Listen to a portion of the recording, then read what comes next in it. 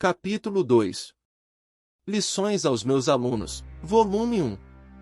Intitulado Necessidade de Progresso Ministerial, Charles Spurgeon enfoca a importância do progresso contínuo para os ministros. Necessidade de progresso ministerial. Caros soldados, companheiros meus, somos poucos e temos uma violenta luta diante de nós. Portanto, é preciso fazer com que cada homem renda o máximo possível e seja estimulado até o ponto máximo de suas energias. É desejável que os ministros do Senhor sejam os elementos de vanguarda da Igreja, na verdade, de todo o universo, pois a época o requer. Portanto, quanto a vocês, em suas qualificações pessoais, dou-lhes este norte: sigam avante. Avante nas conquistas pessoais, avante nos dons e na graça, avante na capacitação para a obra e avante no processo de se moldar à imagem de Jesus. Os pontos que tratarei a seguir começam da base e seguem em uma linha ascendente. Primeiro, diletos irmãos, acho necessário dizer a mim e a vocês que devemos avançar em nossas aquisições intelectuais. Não nos serve de nada apresentarmos continuamente diante de Deus na nossa pior forma. Não somos capazes de nos apresentar na melhor forma aos seus olhos. Mas, custe o que custar, não permitamos que a oferta seja mutilada e manchada pela nossa preguiça. Amarás o Senhor teu Deus de todo o teu coração é talvez mais fácil de aceitar do que amá-lo de todo o entendimento. Contudo, precisamos dar-lhe a nossa mente, bem como os nossos afetos, e essa mente deve estar bem suprida, para que não lhe ofereçamos um cofre vazio. O nosso ministério exige a mente. Não insistirei sobre o iluminismo da época. Todavia, é mais que certo que há um grande avanço entre todas as classes, e que haverá ainda maior. Já se foi o tempo em que os discursos destituídos de gramática eram satisfatórios para o pregador. Mesmo em um povoado rural onde, segundo a tradição, ninguém sabe nada, não falta o mestre-escola, e a falta de instrução perde utilidade mais do que nunca. Pois, enquanto o orador deseja que os ouvintes se lembrem do Evangelho, eles lembrarão, por outro lado, das suas expressões gramaticalmente péssimas e as repetirão como temas para gracejos, quando gostaríamos que discutissem com solene fervor sobre as doutrinas divinas. Caros irmãos, precisamos nos cultivar ao máximo. E devemos fazê-lo, primeiro, reunindo o máximo de conhecimentos para encher o celeiro, depois adquirindo discernimento para peneirar tudo o que foi acumulado, e finalmente, exercendo a capacidade mental de fixação firme na memória, pela qual podemos armazenar no celeiro o cereal selecionado. Pode ser que esses 3 pontos não tenham importância igual, mas todos são necessários para o homem completo. Digo-lhes que devemos fazer grandes esforços para adquirir informações, principalmente de natureza bíblica. Não devemos nos limitar a um único tópico de estudo, do contrário, não exercitaremos nossa plenitude mental. Deus fez o mundo para o homem e dotou o homem de uma mente destinada a ocupar e usar o mundo todo. Ele é o locatário, e a natureza é por um tempo sua casa. Por que deveria privar-se de qualquer um dos seus quartos? Por que negar-se a saborear alguma das refeições puras que o grandioso Pai colocou sobre a mesa? Contudo, nossa principal atividade é estudar as Escrituras. A principal ocupação do ferreiro é ferrar cavalos. Que ele se esforce para fazê-lo bem, pois, mesmo que fosse capaz de cingir um anjo com um cinto de ouro, falharia como ferreiro se não soubesse forjar e fixar ferraduras. Pouco vale que vocês sejam capazes de escrever poesia com o maior brilhantismo, como talvez o sejam, se não puderem pregar um bom sermão persuasivo, que produza o efeito de fortalecer os santos e convencer os pecadores. Estudem a Bíblia, diletos irmãos, de capa a capa, com toda a ajuda que possam obter. Lembrem-se de que agora os recursos ao alcance dos cristãos comuns são muito mais amplos do que no tempo dos nossos pais. Portanto, vocês têm que ser maiores especialistas em Bíblia, se pretendem manter-se diante dos seus ouvintes. Interponham todo o conhecimento, mas acima de todas as coisas, meditem dia e noite na lei do Senhor. Instruam-se bem em teologia. Não reparem na zombaria daqueles que a criticam, porque nessa esfera são ignorantes. Muitos pregadores não são teólogos. Daí os erros que cometem. Não fará mal algum ao mais galhardo evangelista se ele também for bom teólogo. Talvez seja este, com frequência, o modo de livrá-lo de erros crassos. Hoje em dia, ouvimos homens que recortam uma frase da Escritura, isolando-a do seu contexto, e bradam, Eureka! Eureka! Como se tivessem achado uma nova verdade. No entanto, não descobriram um diamante, mas sim um caco de vidro. Se fossem capazes de comparar coisas espirituais com espirituais, se compreendessem a analogia da fé e se estivessem familiarizados com o santo saber dos grandes estudiosos da Bíblia que o passado conheceu, não se apressariam tanto em jactar-se do seu conhecimento maravilhoso. Tratemos de inteirar-nos completamente das grandes doutrinas da Palavra de Deus. Exponhamos com poder a Escritura. Estou certo de que nenhuma forma de pregação durará tanto ou edificará tão bem uma igreja como a pregação expositiva. Renunciar totalmente ao discurso exortativo pelo expositivo seria precipitar-se a um extremo absurdo. Mas não serei capaz de exagerar ao afirmar-lhes categoricamente que, seus ministérios hão de ser duradouramente úteis, vocês terão que ser expositores. Para isso, deverão compreender pessoalmente a palavra e deverão ser capazes de comentá-la de modo que as pessoas sejam edificadas por ela. Irmãos, manejem com domínio as suas Bíblias. Sejam quais forem as obras não examinadas por vocês, sintam-se em casa com os escritos dos profetas e apóstolos. A palavra de Cristo habite em vós ricamente. Uma vez dada precedência aos escritos inspirados, não negligenciem nenhuma esfera do conhecimento. A presença de Jesus na terra santificou os domínios da natureza, e o que ele purificou não o chamem de impuro. Tudo que o Pai fez lhes pertence, e vocês devem aprender disso. Podem ler o diário de um naturalista ou da viagem de alguém e tirar proveito dessa leitura. Sim, e mesmo de um velho livro sobre ervas ou de um manual de alquimia poderão colher mel, como fez Sansão da carcaça de um leão.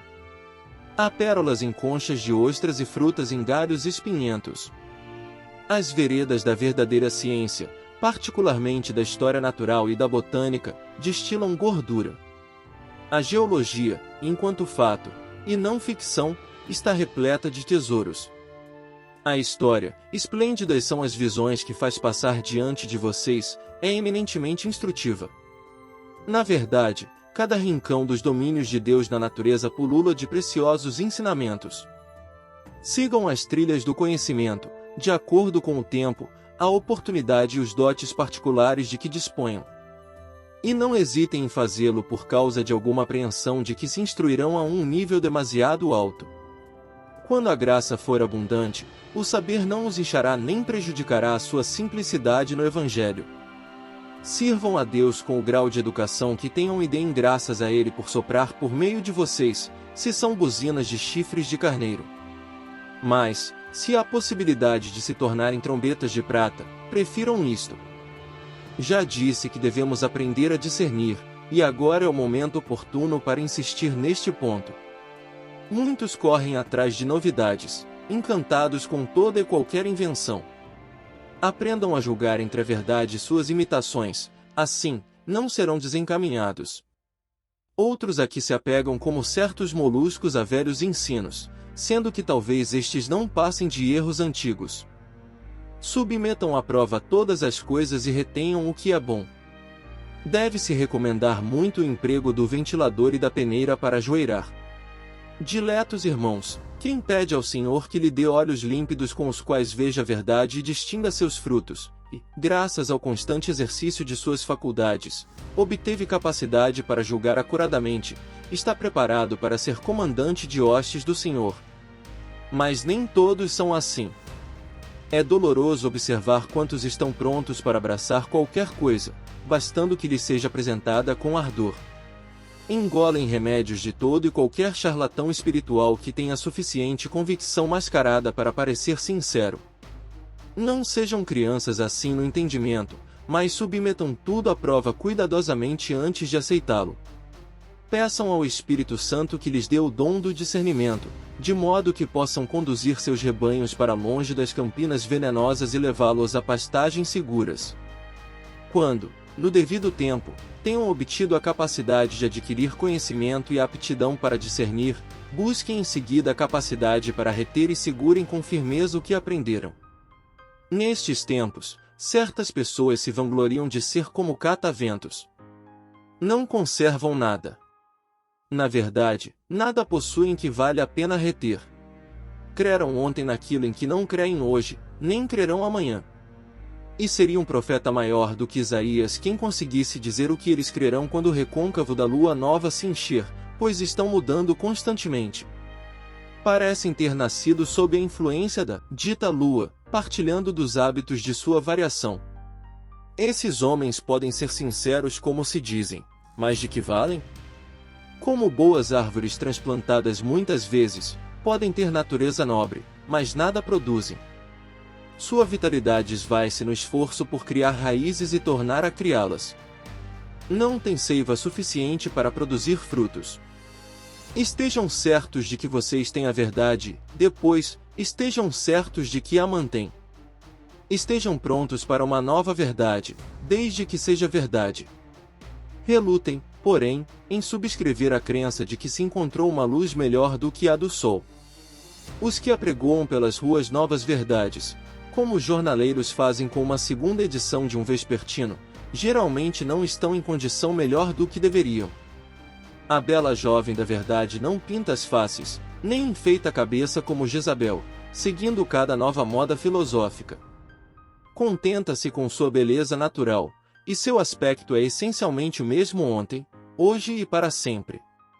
Quando os homens mudam com frequência, em geral precisam ser mudados no sentido mais enfático. A nossa boa gente de pensamento moderno está fazendo incalculável dano às almas, semelhante a Nero tocando Rabeca no alto de uma torre com Roma a queimar-se aos seus pés. Almas estão sendo condenadas, e, contudo, esses homens ficam traçando teorias. O inferno escancara a boca e engole miríades, mas os que deviam estar espalhando as boas novas da salvação andam atrás de novas linhas de pensamento. Cultíssimos assassinos espirituais, verão que sua alardeada cultura não lhe servirá de escusa no dia do juízo. Por Deus, tratemos de saber como os homens hão de salvar-se e ponhamos mãos à obra. É detestável desperdício ficar sempre a discutir quanto ao modo certo de fazer pão enquanto uma nação perece de fome. Já é tempo de sabermos o que ensinar, ou então de renunciar ao nosso. Lema dos piores homens, não dos melhores. Vi em Roma a estátua de um rapaz tirando um espinho do pé. Fui embora. 1 ano depois voltei, e lá estava sentado o mesmíssimo rapaz, tirando ainda o corpo estranho. Será este o nosso modelo? Amou do meu credo toda semana, confessou-me um desses teólogos. A que assemelharei esses inconstantes? Não são como aquelas aves que aparecem no Cabo de Ouro, no Estreito de Bósforo, e podem ser vistas de Constantinopla, das quais se diz que estão sempre batendo as asas, nunca em repouso. Ninguém jamais as viu pousar na água ou na terra. Estão sempre pairando em pleno ar. Os nativos lhes chamam almas perdidas, sempre a buscar descanso em vão. Com toda a certeza, homens que não acham repouso pessoal na verdade, se não é que eles mesmos não se salvam, ao menos têm pouca probabilidade de salvar outros. Aquele que não tem nenhuma verdade segura para transmitir não deve admirar-se de que seus ouvintes depositem pouca confiança nele.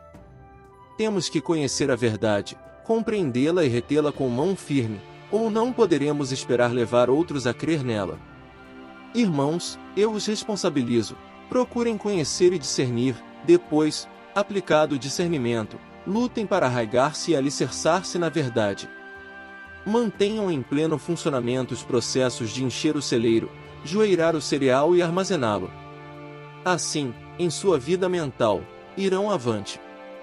Precisamos ir avante nas qualificações oratórias. Estou começando do fundo, mas mesmo este ponto é importante, pois é uma pena que até os pés desta imagem sejam de barro. Daquilo que possa ter alguma utilidade ao nosso propósito, nada é fútil. Só pela perda de um cravo, O cavalo perdeu a ferradura e deixou de servir para a batalha. Aquela ferradura era apenas um ferro a ferir o solo. Entretanto, ainda que o lombo esteja cingido de raios e trovões, de nada vale se a ferradura se perdeu. Uma pessoa pode ficar irremediavelmente arruinada por inutilidade espiritual, não porque falhe no caráter ou no espírito, mas porque fraqueja no intelecto ou na oratória. Portanto, comecei com estes pontos e torno a observar que devemos melhorar na alocução. Nem todos podem falar como alguns, e nem mesmo estes podem atingir a sua eloquência ideal. Se há algum irmão aqui que pensa que pode pregar tão bem como deve, advirto-o a desistir de uma vez. Fazendo-o estará agindo tão sabiamente como o grande pintor que quebrou a sua paleta e, virando-se para a esposa, disse: meus dias de pintar passaram, pois já me satisfiz e, portanto, sei que o meu poder se foi.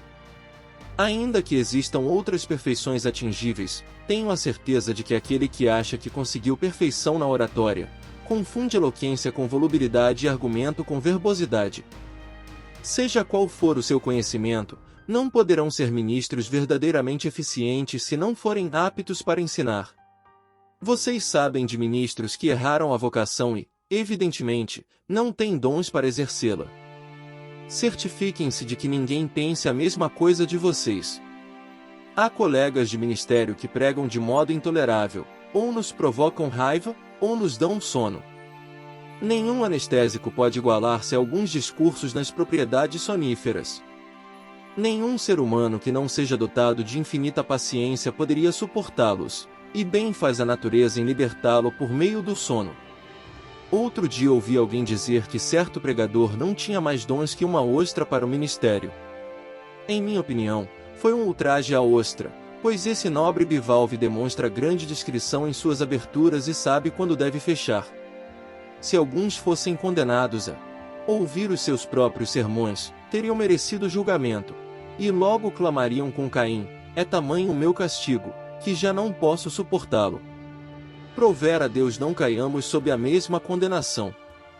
Irmãos, devemos cultivar clareza de estilo. Quando um homem não me faz entender o que quer dizer, é porque nem ele mesmo sabe o que quer dizer. O ouvinte mediano, incapaz de seguir o curso do pensamento do pregador, não devia ficar aborrecido consigo, mas censurar o pregador, cuja obrigação é apresentar o assunto com clareza. Se olharmos dentro de um poço, se estiver vazio nos parecerá muito fundo, mas se houver água nele, veremos a claridade refletida. Creio que muitos pregadores profundos são assim apenas porque são como poços secos, sem nada dentro, exceto folhas podres, algumas pedras, e talvez um ou dois gatos mortos. Se houver águas vivas em sua pregação, esta pode ser muito profunda, mas a luz da verdade lhe dará clareza. Não basta falar de modo tão claro que vocês sejam compreendidos, devem falar de modo que não sejam mal compreendidos. Além da clareza, devemos cultivar um estilo convincente. Nosso discurso deve ser poderoso.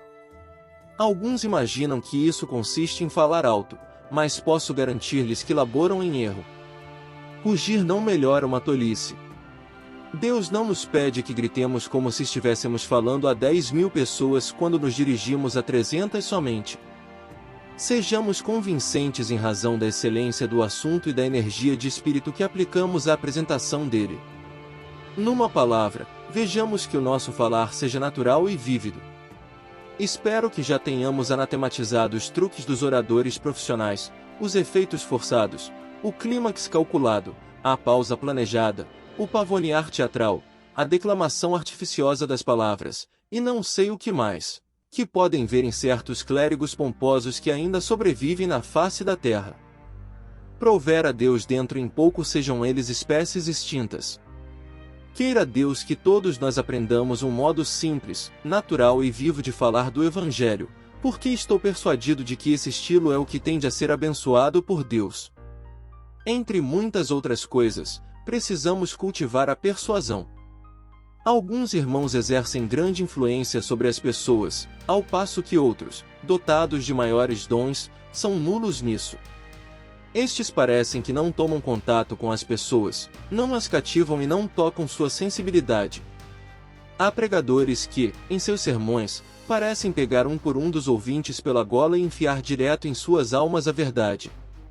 Outros generalizam tanto, e além disso são tão frios, que fazem pensar que estão falando de habitantes de algum planeta remoto, cujos assuntos não lhes interessam muito. Aprendam a arte de pleitear com os homens. Farão bem isso se olharem com frequência para o Senhor. Se bem me lembro, o velho conto clássico diz-nos que, quando um soldado estava para matar Dário, o filho deste, que era mudo desde a infância, de repente gritou surpreso: "Você não sabe que ele é o rei?" Sua língua silenciosa foi solta pelo amor a seu pai. Bem pode acontecer que a nossa língua encontre fala vigorosa quando virmos o Senhor crucificado por causa do pecado. Se houver alguma fala em nós, isso a levantará. Também o conhecimento dos terrores do Senhor nos há de ativar para persuadirmos os homens. Não podemos fazer outra coisa que insistir com eles para que se reconciliem com Deus. Irmãos, observem aqueles que amorosamente conquistam pecadores para Jesus. Descubram o seu segredo e não descansem enquanto não obtiverem o mesmo poder. Se vocês os acham muito simples e toscos, mas veem que eles são realmente úteis, digam cada um a si próprio: "É esse o meu modelo." Se, por outro lado, ouvem um pregador muito admirado e, ao pesquisarem, veem que almas não se convertem salvadoramente, cada qual diga a si mesmo: "Isto não é para mim, pois não estou procurando ser grande, e sim útil de fato." Portanto, vejam que a sua oratória melhore constantemente em clareza, em poder de convicção, em naturalidade e em persuasão. Diletos irmãos, tentem conseguir um estilo de alocução tal que os leve a adaptar-se aos seus ouvintes. Muita coisa depende disso. O pregador que se dirigisse a ouvintes com bom grau de instrução em linguagem que usaria ao falar a um grupo de feirantes se mostraria louco. Por outro lado, aquele que se põe entre mineiros e carvoeiros empregando expressões técnicas da teologia e frases próprias das salas de recepção age como idiota. A confusão de línguas em Babel foi mais completa do que imaginamos. Não deu línguas diferentes apenas a grandes nações, mas fez com que a fala de cada classe diferisse das outras. Um sujeito de um mercado de peixes como Billingsgate não pode entender um figurão de Brasenose College, Oxford. Agora, como o feirante não pode aprender o linguajar universitário, que o universitário trate de aprender o linguajar do feirante. Empregamos a linguagem do mercado, dizia Wittefeld, e isso honrava muito. Todavia, quando se levantava no salão da condessa de Huntingdon, e a sua palavra encantava os nobres descrentes que ela trazia para ouvi-lo, adotava outro estilo. Sua linguagem era igualmente clara em cada caso, porque era igualmente familiar aos ouvintes. Não usava ipsíssimo verbo, caso em que a sua linguagem perderia clareza num ou outro caso, ou seria baixo calão para a nobreza, ou grego para o povo comum. Em nossa maneira de falar, devemos procurar ser tudo para todos. O maior mestre da oratória é aquele que é capaz de dirigir-se a qualquer classe de pessoas de maneira adequada à condição delas e de molde a tocar-lhes o coração. Irmãos, não deixemos que ninguém seja melhor do que nós na capacidade de falar. Não deixemos que ninguém nos sobrepuje no domínio da nossa língua materna. Amados companheiros de armas, nossas línguas são as espadas que Deus nos deu para que as usemos por Ele, tal como se disse de nosso Senhor: "Da sua boca saía uma aguda espada de 2 fios." Afiem bem essas espadas. Cultivem a sua capacidade de falar e estejam entre os maiores do território na transmissão oral. Não os exorto por achar que vocês sejam notadamente deficientes, longe disso, pois toda a gente me diz: "Conhecemos os seus alunos pelo falar claro e destemido deles." Isto me leva a crer que vocês têm em si grandes porções do dom, e lhes rogo que deem duro para aperfeiçoá-lo.